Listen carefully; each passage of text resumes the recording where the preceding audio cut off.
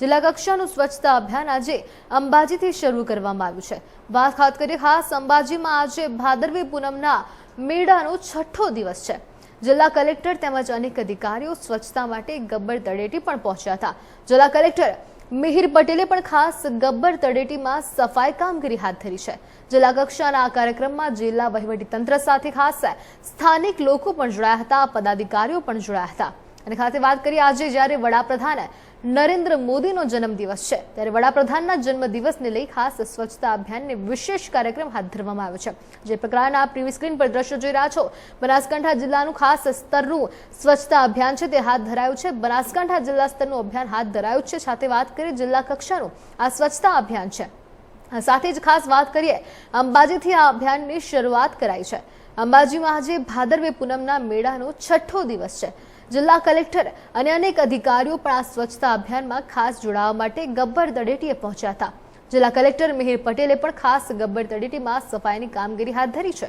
જિલ્લા કક્ષાના આ કાર્યક્રમમાં જિલ્લા વહીવટીતંત્રની સાથે સ્થાનિક લોકો તો જોડાયા છે પણ પદાધિકારીઓ પણ જોડાયા છે। અને આ સાથે જ જ્યારે વડાપ્રધાન નરેન્દ્ર મોદીનો આજે જન્મદિવસ છે ત્યારે વડાપ્રધાનના જન્મદિવસને લઈ ખાસ સ્વચ્છતા અભિયાનમાં આ વિશેષ કાર્યક્રમ હાથ ધરાયો છે।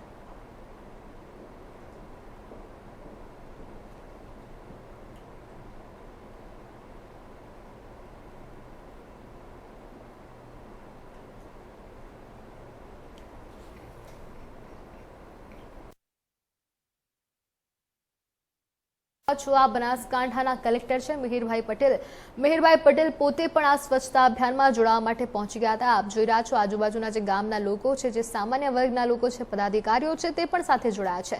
ઉપરાંત વાત કરીએ બનાસકાંઠા જિલ્લા સ્તરનું સ્વચ્છતા અભિયાન કાર્યક્રમ યોજાયો હતો, જેમાં જિલ્લા કક્ષાનું સ્વચ્છતા અભિયાન યોજવામાં આવ્યું છે અને જેની શરૂઆત ખાસ જગત જનની માં અંબાના આંગણથી કરવામાં આવ્યું છે, અંબાજીથી કરવામાં આવ્યું છે। અંબાજીમાં ખાસ આજે ભાદરવી પૂનમના મેળાનો છઠ્ઠો દિવસ છે, મહામેળો યોજાઈ રહ્યો છે।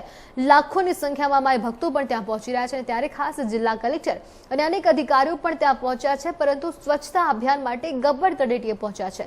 જિલ્લા કલેક્ટર મિહિર પટેલે પણ ખાસ ગબ્બર તળેટીમાં સફાઈ અભિયાનની કામગીરી હાથ ધરી છે। જિલ્લા કક્ષાના કાર્યક્રમમાં જિલ્લા વહીવટીતંત્ર સાથે સ્થાનિક લોકો જોડાયા છે, પદાધિકારીઓ પણ જોડાયા છે।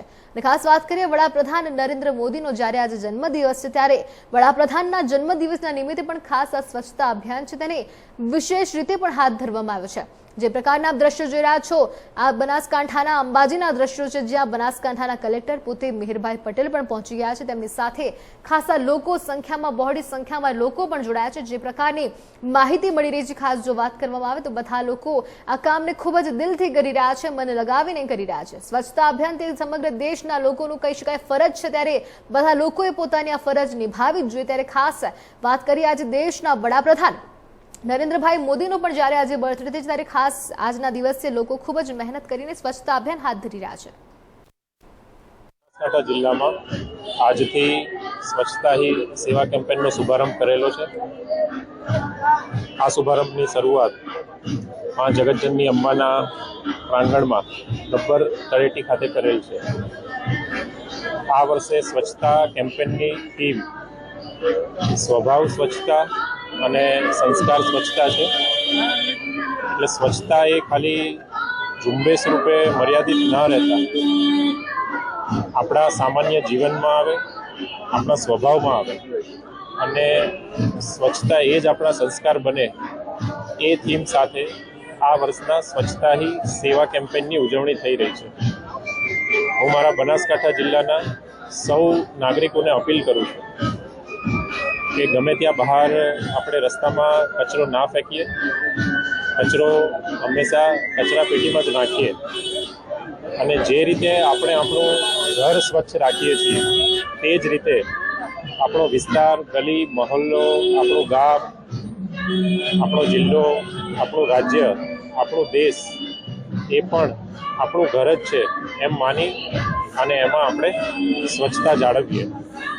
સાથોસાથ સ્વચ્છતાને કાયમ કરવાવાળા અને સ્વચ્છતા સંબંધિત કામગીરી કરનારા આપણા તમામ સફાઈ મિત્રો, સફાઈ કર્મચારીઓ કે જેને કહી શકાય કે આપણા સફાઈ યોદ્ધાઓ, એ સર્વને પણ હું આ સ્વચ્છતા કેમ્પેનની શરૂઆતના સમયે ખૂબ આદરપૂર્વક અભિવાદન કરું છું। ધન્યવાદ।